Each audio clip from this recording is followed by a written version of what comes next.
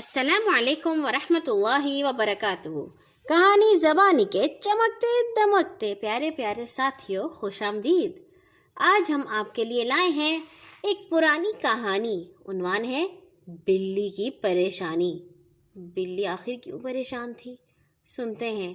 اس کہانی کو لکھا ہے سر شیخ عبد القادر نے۔ مغربی ملکوں میں کتے پالنے کا بہت شوق ہے۔ اس کے علاوہ بلیاں بھی پالی جاتی ہیں۔ ایک گھر میں ایک کتا تھا اور ایک بلی تھی۔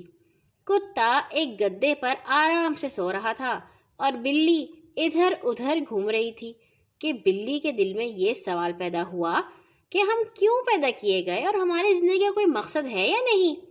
وہ کتے کے پاس گئی اور اسے سوتے ہوئے جھنجھوڑ کر کہا، تم بھی عجیب سست جانور ہو، جب دیکھو سوئے ہوئے ہوتے ہو، ذرا جاگو، مجھے تم سے ایک ضروری بات پوچھنی ہے۔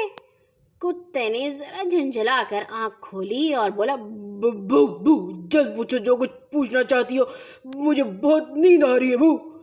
بلی نے جواب دیا، میں آج یہ سوچ رہی ہوں کہ ہم سب کیوں پیدا کیے گئے ہیں اور ہماری زندگی کا مقصد کیا ہے۔ تم اپنی بات بتاؤ، تمہارے خیال میں تم کس کام کے لیے بنائے گئے ہو؟ کتے نے پھر آنکھ بند کرتے ہوئے جواب دیا، بو جاؤ، مجھے سونے بھی دو، میں تو کبھی ایسی الجھن میں گرفتار نہیں ہوا۔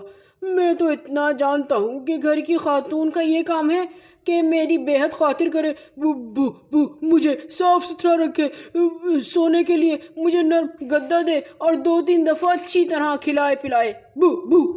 یہ کہہ کر کتا پھر سو گیا اور بلی اس کے بے فکرے پن پر افسوس کرتی ہوئی مایوسی ہو کر گھر سے باہر نکلی۔ تھوڑی دور جا کر اسے ایک چڑیا نظر آئی جو اونچے سے درخت پر پھدک رہی تھی۔ بلی نے درخت کے نیچے جا کر میاؤں میاؤں کی اور چڑیا سے کہنے لگی، چڑیا، میں آج تم سے پوچھنے آئی ہوں، ہم تم کس مقصد کے لیے پیدا ہوئے ہیں؟ چڑیا بولی، بلی، میں تمہارا مطلب سمجھ گئی۔ تم آج چکنی چپڑی باتوں میں مجھے لگا کر مجھے کھانے کے لیے گھات لگا رہی ہو۔ میں تمہاری فریب کو جانتی ہوں، تم سے بات کرنا نہیں چاہتی۔ چو چو چو۔ یہ کہتے ہی چڑیا پھر کر کے اڑی اور فضا میں چکر لگانے لگی۔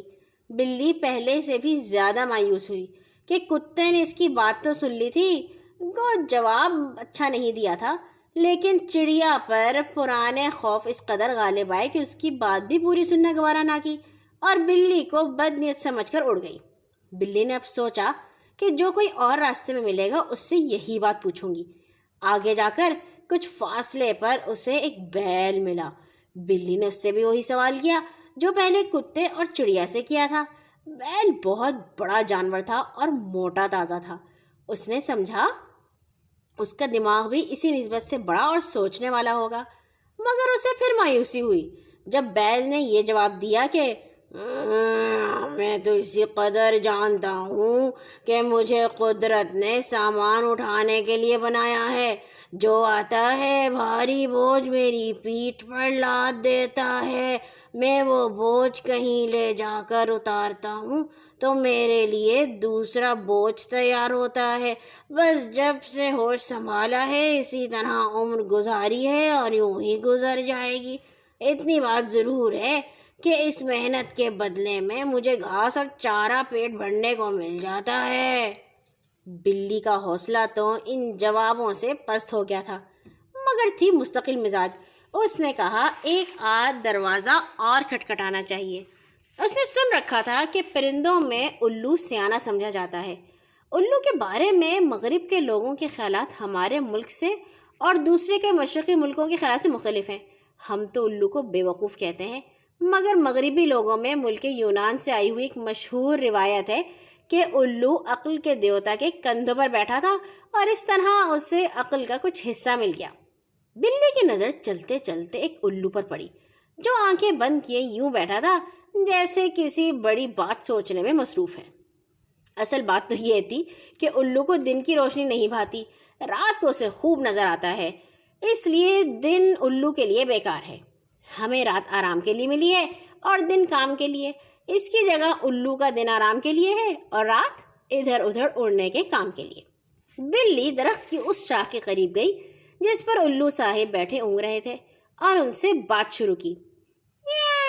کہیے جناب، میں نے سنا ہے آپ جانوروں میں عقل مند اور دانا سمجھے جاتے ہیں۔ کہتے ہیں کہ آپ کو بہت عقل ملی ہے، اس لیے میں آپ سے ایک ضروری مسئلہ پوچھنے آئی ہوں۔ میں نے پہلے کئی جانوروں سے یہی سوال پوچھا ہے مگر کسی نے کوئی خاطر خواہ جواب نہیں دیا۔ اب مزید جاننے کی تلاش میں آپ کی خدمت میں آئی ہوں۔ الو صاحب بلی کی اس گفتگو سے ذرا پھولے اور انہوں نے اپنے پر پھڑپھڑا کر کہا، بتاؤ کیا مسئلہ ہے جس کا حل تم چاہتی ہو؟ بلی نے کہا، میں یہ پوچھنا چاہتی ہوں ہم سب کو قدرت نے کیوں پیدا کیا ہے؟ الو نے کہا، ہماری قوم نے مدت ہوئی اس مسئلے کا حل معلوم کر لیا تھا۔ ہمارا یہ خیال ہے کہ ہمیں سوچنے کی قوت دی گئی ہے، ہمیں سوچتے رہنے کے لیے پیدا کیا گیا ہے۔ بلی اس جواب سے بہت خوش ہوئی اور کہنے لگی، آپ کا جواب مجھے بہت پسند آیا۔ حقیقت میں سوچنا بہت اچھی عادت ہے۔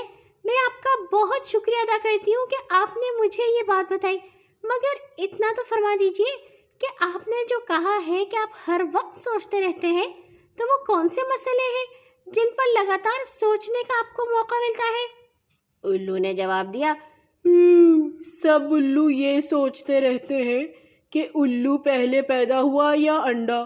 کبھی ہم یہ کہتے ہیں پہلے انڈا پیدا ہوا اور اس سے الو پیدا ہوا، مگر پھر یہ سوچتے ہیں الو پہلے موجود نہ تھا تو انڈا کیسے پیدا ہو گیا؟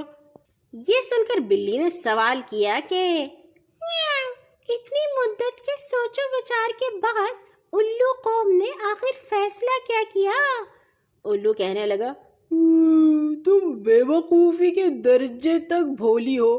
ہماری رائے کبھی ایک طرف جھکتی ہے کبھی دوسری طرف، اس طرح ہر نسل کی عمر گزر جاتی ہے اور سوچنے کے لیے کوئی نیا مسئلہ تلاش نہیں کرنا پڑتا۔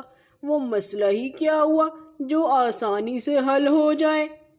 بلی سوچنے کی خوبی کی تو خود بھی قائل تھی اور الو کے جواب سے اور بھی قائل ہو گئی تھی، مگر یہ سن کر کہ الو ایک ہی مسئلے پر سوچتے رہتے ہیں اور پہلے ایک رائے اور اس کے بعد دوسری رائے اس کے بالکل خلاف قائم کرتے ہیں، اسے بہت مایوسی ہوئی۔ وہ سر جھکا کر گھر واپس آئی، دیکھا کہ کتے صاحب اب بھی سوئے پڑے ہیں۔ اس نے کتے کا کندھا ہلایا، اسے جگایا، چاہتی تھی کہ اس کو اپنے دن بھر کی داستان سنائے، مگر وہ نیند کا اتنا شوقین تھا، کہنے لگا، جو مجھے پریشان نہ کرو، مجھے تو یہ گدا، اپنے آقا کی میم صاحب کا پیار اور اچھا کھانا پینا، یہی زندگی کا مقصد کافی ہے۔ بو بو۔ بلی چپ ہو کر بیٹھ گئی، مگر کتے کے جواب کو اس نے بے وقوفانہ سمجھا اور اپنے سوال کے جواب کی تلاش اس کے دل میں ہی رہی۔ نہ جانے اس بلی کو جواب ملا کہ نہیں ملا، مگر کہانی زبانی کے ساتھیوں کو اپنی سوالوں کے جواب مل جاتے ہوں گے، بڑوں سے نہیں ملتے ہوں گے تو خود بھی سوچ سکتے ہیں۔ کل آئیں گے ایک اور نئی کہانی کے ساتھ۔